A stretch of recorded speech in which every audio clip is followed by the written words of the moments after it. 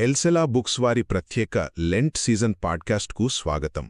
ఈ ఎపిసోడ్లో మనం కరుణ అనే ప్రాముఖ్యమైన అంశం గురించి, దేవుని అపారమైన కనికరం మన రోజువారీ జీవితాల్లో ఎలా పనిచేస్తుందో స్పష్టంగా మాట్లాడుకుందాం.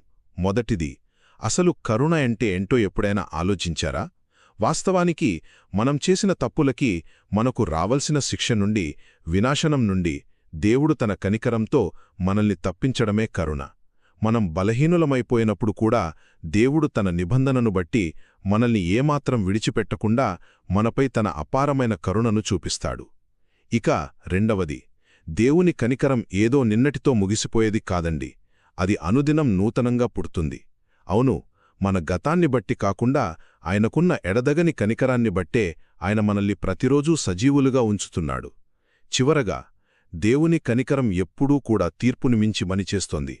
సాతాను మనల్ని శిక్షించాలని ఎంతగా చూసినప్పటికీ మనం నిజమైన పశ్చాత్తాపంతో దేవుని దగ్గరకు వెళ్ళినప్పుడు ఆయన అద్భుతమైన కరుణ మనల్ని కాపాడుతుంది, ఖచ్చితంగా రక్షిస్తుంది.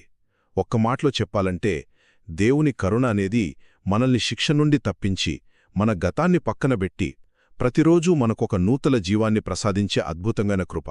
మా పాడ్కాస్ట్ విన్నందుకు మీకు ధన్యవాదాలు. మరిన్ని విషయాల కోసం వింటూనే ఉండండి.